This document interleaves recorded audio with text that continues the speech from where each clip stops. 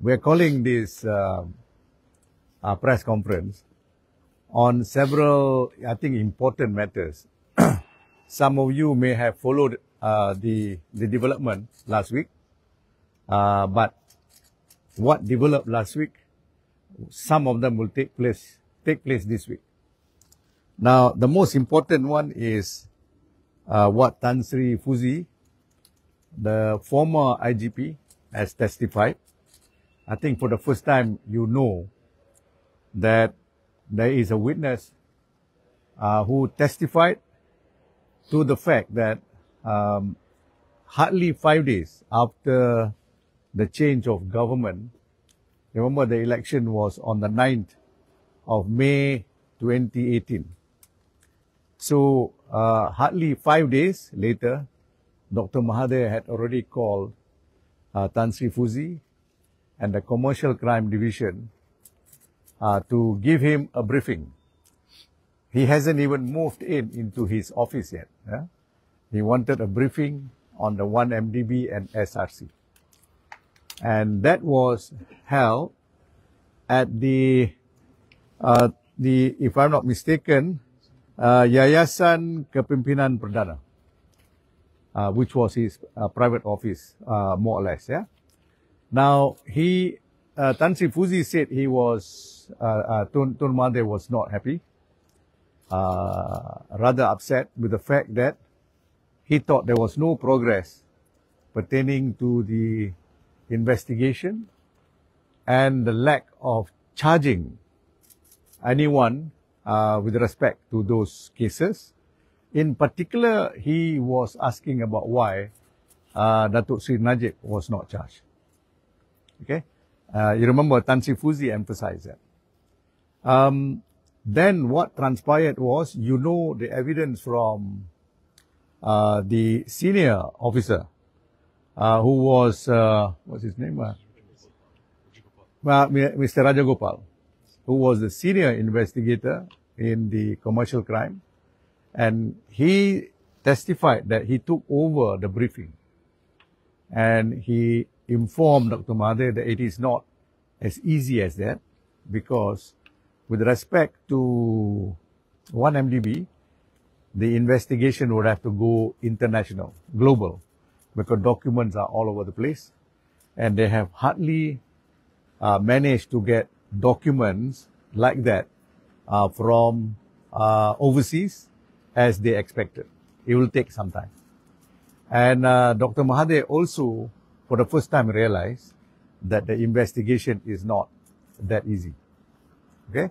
But he was nevertheless rather impatient.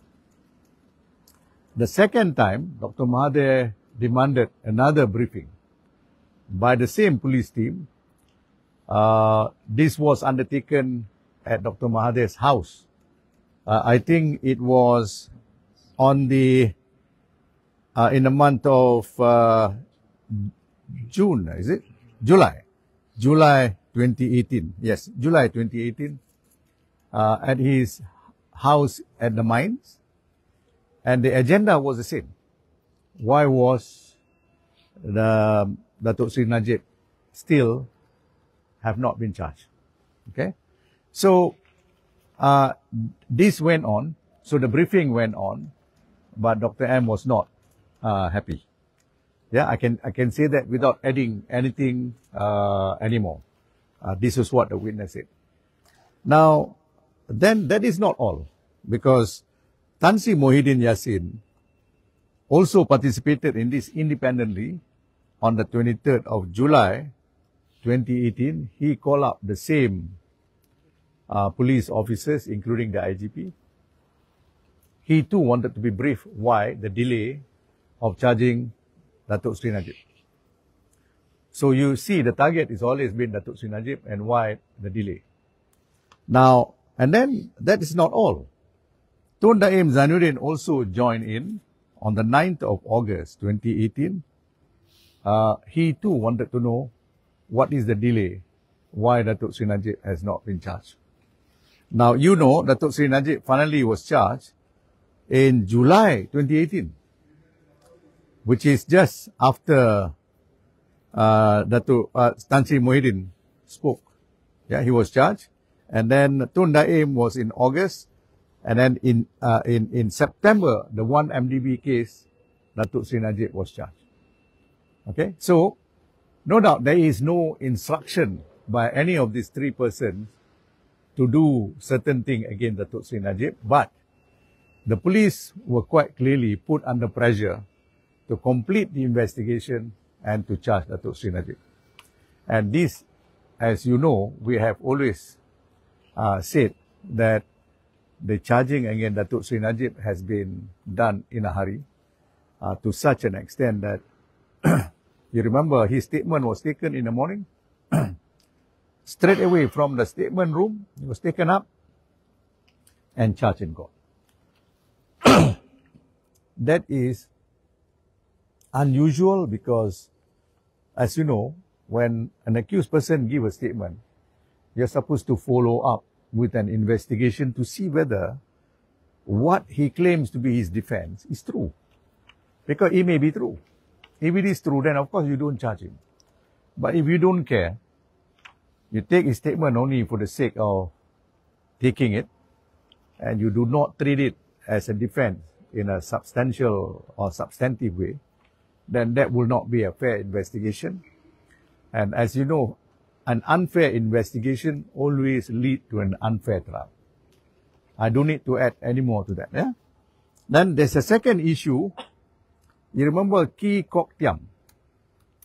Ki Kok Tiam was a witness that came into Malaysia through a process of surrender.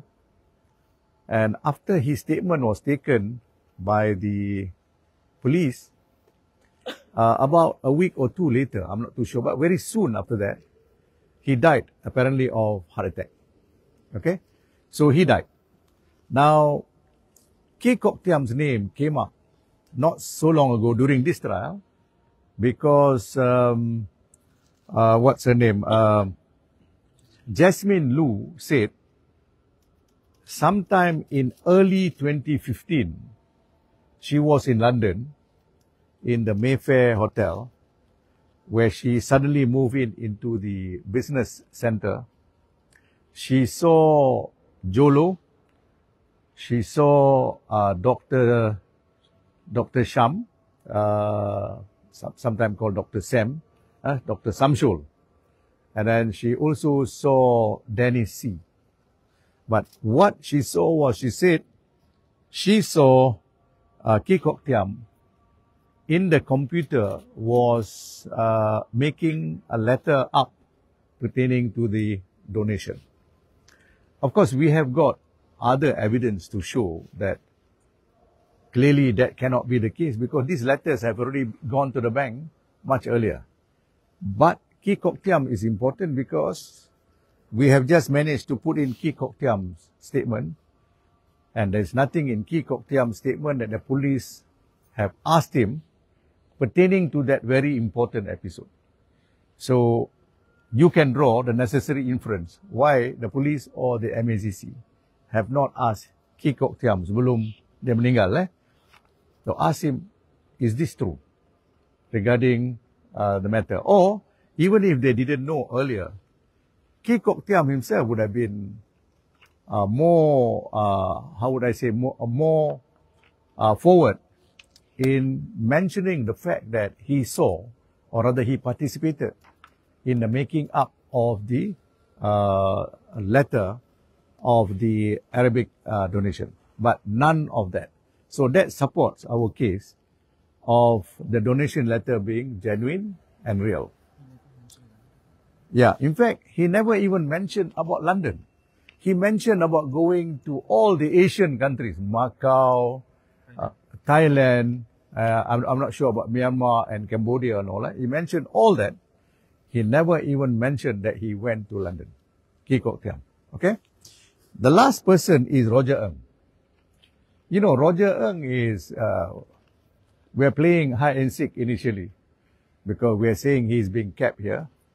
He's being kept by the witness protection, right up from the director of witness protection has been saying that, or rather they have not been wanting to confirm that. So it has been like a ping pong.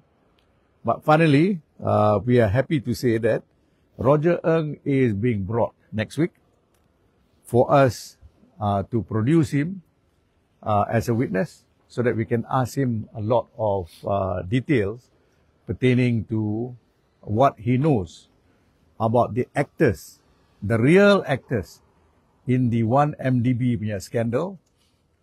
And perhaps he may even be able to say that Datuk Sri Najib, as far as he is concerned, is not involved. All right, these are the three serious items that I thought I should let you know. Okay, any question? Not yet, not yet, not in person. He will be brought in next week, I think, on a day. Well, we asked to be interviewed. You know, the law about interviewing a witness has been misinterpreted everywhere. If I subpoena you, you can volunteer to allow me to interview you. And why is interview important? Interview is important, one, for the person who calls him. In this case, Datuk Sri Najib. Datuk Sri Najib will have an early idea of what the witness may be saying. What is his value? But people have forgotten, it is also important to the witness. Because can you imagine, you as a witness, you just suddenly plonk yourself on top of the witness box, or rather in the witness box, not knowing what is coming, and you are asked question and you are supposed to answer. So if you know, because of the interview, you are better prepared. I am better prepared, he is better prepared. So the law has always been that they leave it to the witness to allow himself to be interviewed. People should not discourage a witness by threatening the witness or by telling the witness, you're not obliged to be interviewed. That is wrong, because assisting lawyers, assisting DPPs always promotes the truth-finding process in the court better. Okay? All right. Anything else? Any other question? That's it. Yes. Matter of the addendum. Earlier, I think a few months ago, you mentioned that Datuk Sri Najib might make it back home to serve his rest sentence within a month. Yes. That was, I think, about 3 months ago. 3 months ago. Yeah. Do you have any updates so far on that? What's the progress of that, sir? Okay. Although I don't want to comment on this initially, but since you raised this topic, what I will say is this. One, of course, we are disappointed that the addendum has not been enforced. I think all of you now know the addendum exists. The question is, why not enforce it? So when I said within a month, I was expecting everybody to be reasonable. There is an addendum from nothing less than the Yang di-Pertuan Agong. So enforcement should be done. That's why I was confident and I said 1 month. Okay? Next hearing is going to be next week, right? Hearing of? Is it? 28, the decision in the guy. 28, the decision, yeah. Tan Sri, just to confirm with you, just now you mentioned that Roger Ng will be brought to court next week. Is for his interview purpose first, or? Well, if he allows himself to be interviewed, we can interview half an hour or maybe 1 hour.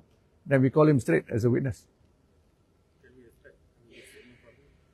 Any problem? Can we expect any witness statement from him? He doesn't allow to be interviewed, how to prepare witness statement. He doesn't allow to be interviewed. If assuming he does not want to be interviewed, how to prepare witness statement? So that's a third point. If he allows himself to be interviewed, I can prepare his witness statement. If he doesn't want to be interviewed, will defense still call him out? Yes, yes. Because he has given testimony in New York. Bear in mind, he was convicted in New York, 10 years imprisonment. So he has got very little room to maneuver. I just wanted to highlight some of the things that was found against him. Yeah, you must remember, this defense of Datuk Sri Najib, if you follow the story, is that, why are you looking at Datuk Sri Najib? or why are you looking at him alone? When the entire board of directors failed, the management not only failed but misled the board. The banks were themselves in the act of dishonesty, Islamic, for instance. And then you have the American bank who are advisors, Goldman Sachs. They were dishonest. They were involved in fraud and conspiracy and so on and so on. And now we also know about the Bank Negara, punya governor and her family. So our defense is, why are you looking at Datuk Sri Najib alone? In fact, you shouldn't be looking at him, because those people who committed the offences are now mere witnesses. And Datuk Sri Najib is the only one facing the music. Okay? That's it. Maksudnya tim pembelaan Datuk Sri Najib masih fokus on addendum lah. Yes. Pengampunan penuh macam mana? Razak? Pengampunan penuh, we work on the basis of the addendum first, but we are going to give a little time. A little time whether or not we want to go further to the pengampunan penuh. Yeah. We can always do it, but not at the moment.